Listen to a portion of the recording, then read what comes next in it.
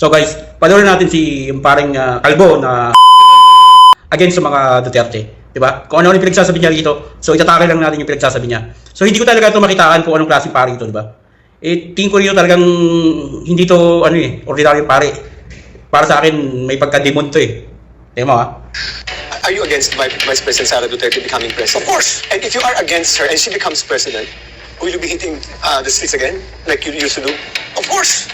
Of course, kasi during the time of her father, Father Bertalejo, Flavia and I had death threats from the trolls. Oh, can you imagine ha? Sinasabi niya, ang tanong nung anchor, pag nanalo daw si BP Sara, hahatong ba sila sa kalsada para mag-demonstrate against BP Sara? E pa iba na maging presidente si BP Sara? Kita mo yung nito? Of course! Diba? Tapos ang sagot niya, bakit daw, ang sinasabi niya, kasi nga daw, meron silang mga death threat sa mga trolls. So mga trolls, hindi trolls yung mga nagde-death threat sa kanila, yung nagbibigay mga Pilipino yon na galit sa mga pinagagawa nila. Isipin mo na turingan kang pare. Tapos ganyan ka, hindi ka marunong rumispeto ng mandate ng tao. So anong klase kang pare? Hindi ka pare. Can you imagine, hindi mo kayang respeto yung mandate ng tao. If ever na sabihin natin manalo si BP Sara, di ba? Mandate yan ng taong bayan. So bakit hindi mo kayang respeto? Di ba? Isipin mo yun, naturingan kang pare, hindi ka marunong rumispeto ng mandato ng taong bayan. Tapos ngayon, dahil maraming galit sa'yo sa pinagagawa mo, sasabihin mo, meron kang death threat.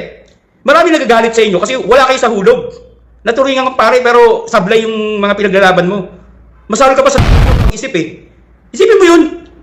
If ever na manalo si BP Sara, hantong daw sila sa street para mag-demonstrate against sa BP Sara. Isipin mo anong klaseng pare ito? Di ba? O, panoorin pa natin yung We're just being ordered by Duterte to frighten the hell out of us, no? Kasi hindi kami araw-araw we were criticizing Duterte for the war on drugs. We are happy that now he's in The Hague. Right. But if the daughter becomes president, the church should come out.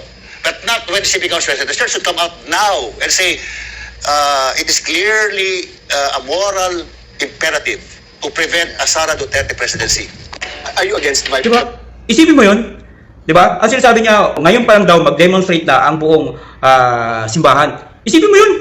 Diba? Naturingan kang pare, pero ikaw mismo ang gumagawa ng kasamaan o hinahatak mo yung mga taong bayan para maging masama sa isang tao. Pare ka, diba?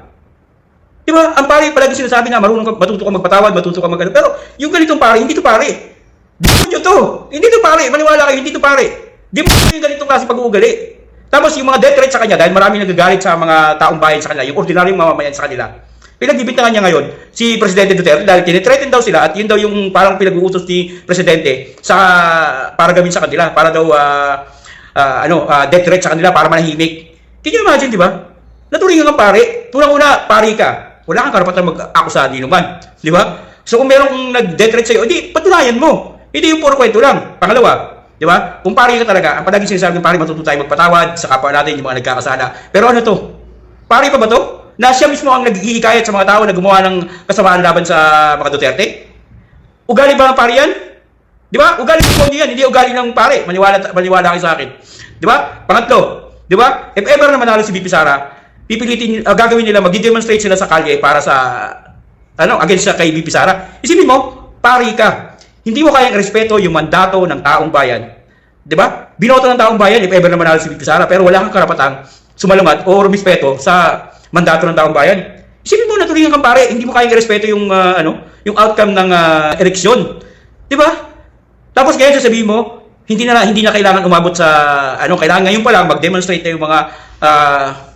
yung mga church, yung simbahan laban kay BP Sara. Isipin mo yun? Pare ka ba talaga o hindi? Tingin ko hindi to pare eh.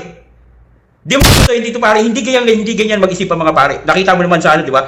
Kahit yung yung pagbabasihan mo yung sana ng, di ba? Yung sa katuruan ng matuto kang magpatawad sa nagkakasala sa iyo, di ba? Pero ito, siya yung gumagawa ng paraan para magalit yung mga taong bayan sa isang tao. Ibig sabihin, inuudyok pa niya yung taong bayan na magalit sa isang tao. Hindi yan gawain ng isang pare, gawain niya ng isang demonyo.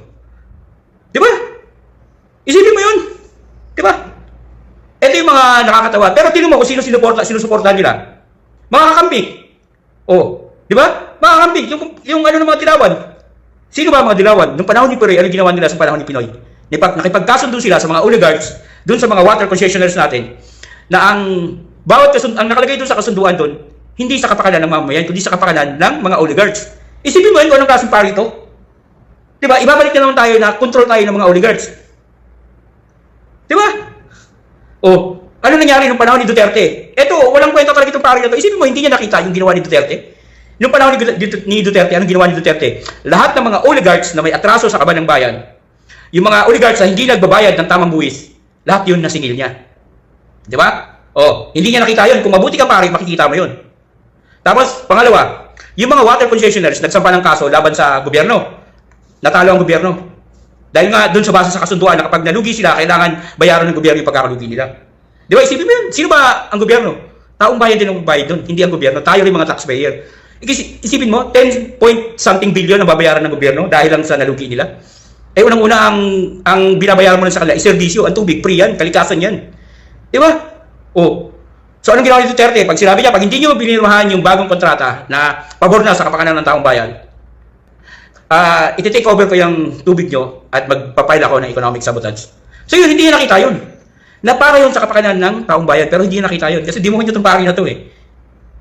Di ba? Lahat na nakikita niya kay Duterte kasamaan, pero yung nakikita niya lahat sa mga dilawan, puro kabutihan. Oh, di ba? Isipin mo yun, kung kabutihan ang ginawa ng mga dilawan that time nung sila namuno, eh di sana maganda yung pag-response nila sa Yolanda. Kaya nga nanalo si Duterte dahil palpak yung pag-response nila sa Yolanda. Isipin mo yung parang na to, hindi nakikita yung pagkakamali ng mga kakamping. Tapos nakikita niya yung kay Duterte. Bias na bias, ibig sabihin, wala talaga itong kwentang paring na to.